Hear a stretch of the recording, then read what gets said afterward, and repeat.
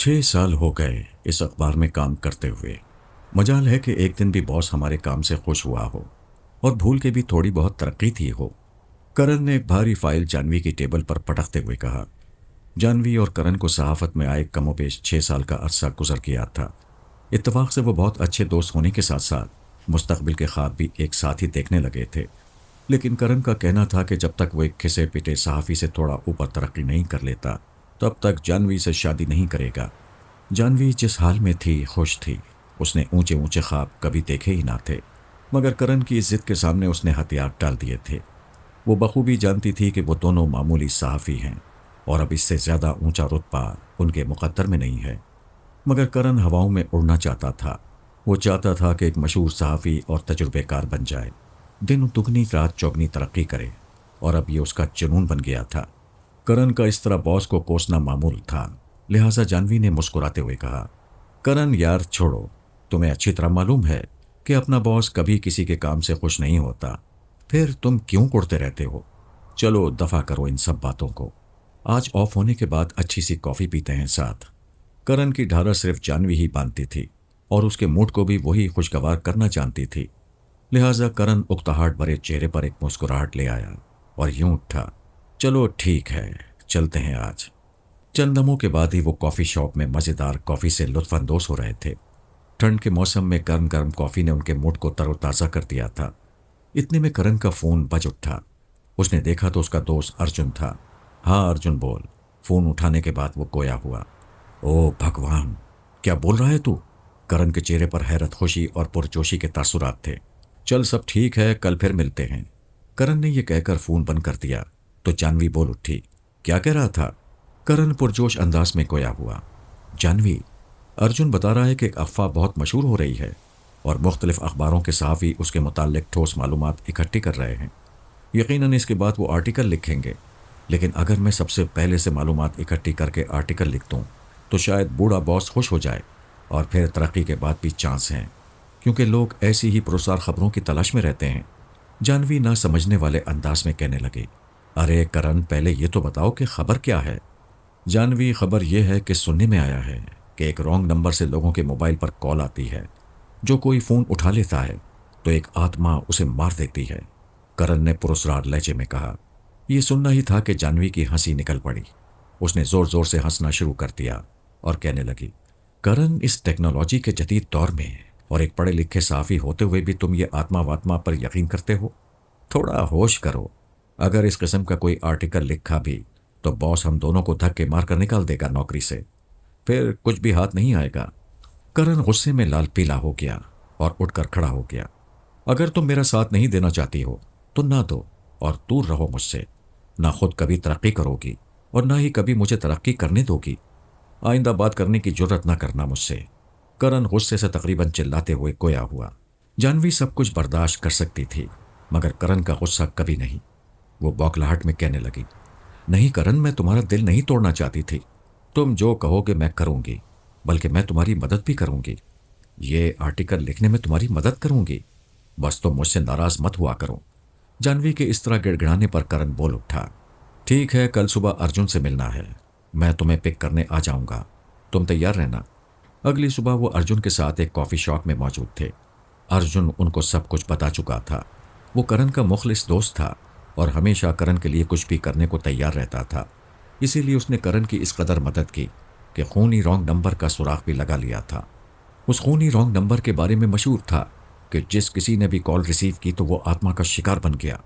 Break time में जानवी और करण साथ बैठे हुए चाय पी रहे थे। करण कहने लगा, जानवी, मुझे लगता है कि अपने आर्टिकल को थोड़ा और मज़ेदार बनाना चाहिए। हो सकता है कि यह किसी इंसान का काम हो। तुमने कहा था कि आत्मा पर कोई यकीन नहीं करता। हाँ बिल्कुल, मैंने कहा था, जानवी ने चाय की चुस्की लेते हुए कहा।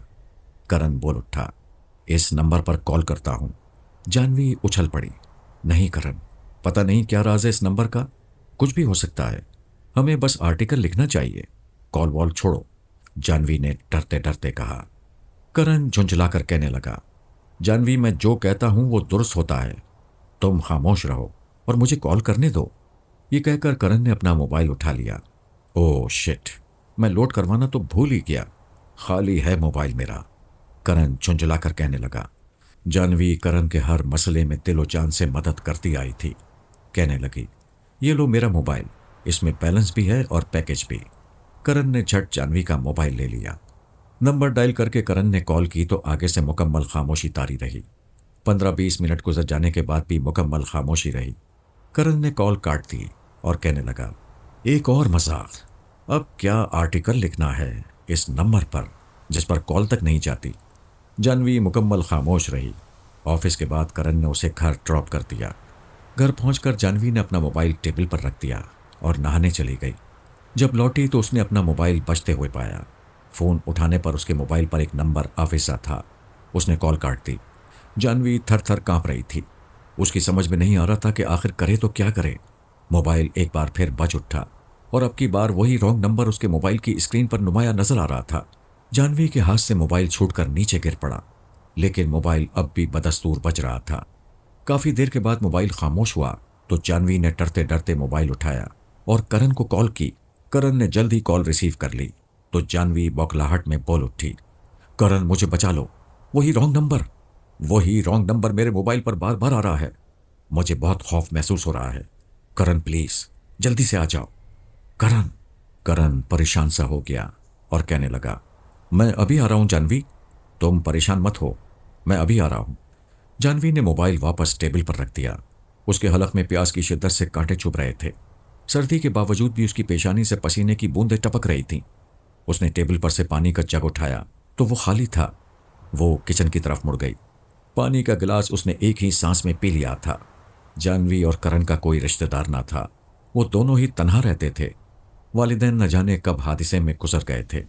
जानवी के और करण को एक दूर दराज के रिश्तेदार ने पाला था जो कब का मर चुका था। जिंदगी में पहली बार जानवी को अपने घर की तन्हाई से खौफ आया था। वो खौफ से तकरीबन कांप रही थी। किचन से जब वो वापस लौटी तो एक मर्तबा फिर उसका मोबाइल बज उठा। उसने देखा तो वही रॉन्ग नंबर बज रहा था। जानवी ने गुस्से और डर के मिले जुले जज्बात में फ़ोन दीवार पर दे मारा और उसके टुकड़े टुकड़े हो गए। लेकिन ये क्या, चंद ही लम्हों में मोबाइल फ़ोन दोबारा मुकम्मल था और एक मर्तबा फिर बज रहा था। जानवी को अब यकीन हो गया था कि ये ज़रूर किसी आत्मा का चक्कर है। मोबाइल फ़ोन की मुसलसल बजती हुई रिंगटोन उसे वहशतज़दा किए जा रही थी और फिर उसने फैसला कर लिया कि वो कॉल रिसीव करेगी। भरपूर जुर्रत और बहादुरी से उसने कॉल रिसीव कर ली। उसने अपने मोबाइल से चंद दिलखराश चीखें सुनी और फिर पहचानने में उसने बिल्कुल देर न लगाई, क्योंकि ये जानवी की अपनी चीखों की आवाज़ें थीं जो उसे मोबाइल से मुसलसल आ रही थीं। मोबाइल उसके हाथ से नीचे गिर पड़ा और वो घुटनों के बल बैठती चली गई। चंद ही लम्हों में उसने सियाह लिबास में मलबूस एक आत्मा को अपने सामने देखा, जिसके लंबे नुकीले दांत किसी ड्रैकुला से मुशाबत रखते थे। जानवी फटी फटी आंखों से उसे देख रही थी। उसकी टांगों में इतनी सकत न थी कि वो भाग जाए। आत्मा अपनी तमाम तर वहशत के साथ उसके सामने मौजूद थी। उसके लंबे नुकीले दांत मुंह पर साफ नजर आ रहे थे। हल्कों में आंखों का नामो निशान तक ना था और रुखसार ऐसे जैसे किसी ने सारा गोश्त नोच लिया हो। खूनी आत्मा जानवी पर पल पड़ी।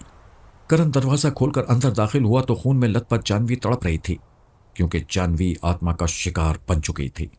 थोड़ी देर बाद करण तड़पती हुई जानवी को जल्द अज जल्द अस्पताल ले गया, लेकिन तब तक जानवी जिंदगी की बाजी हार चुकी थी। पोस्टमार्टम के बाद तस्दीक हो गई थी कि किसी दरिंदे ने अपने नोकीले दांतों और पंजों से जानवी की गर्दन को भंबोड़ डाला था। पोस्टमार्टम के बाद जानवी की लाश करण को दे दी गई थी और फिर उसने उसकी आखिरी रसूमात भी अदा कर दी थीं। करण ने जानवी की मौत के बाद सहाफ़त का काम छोड़ दिया था और मजदूरी करने लगा था। वो जानवी की मौत का जिम्मेदार खुद को ही समझ रहा था। एक जानवी ही थी जो इस दुनिया में उसका वाहिद सहारा थी। अब वो भी उसके पास न रही थी। वो रातों को उठ उठ कर रोता और जानवी को याद करता रहता। उसकी जिंदगी अब एक चलती फिरती लाश के अलावा कुछ न थी।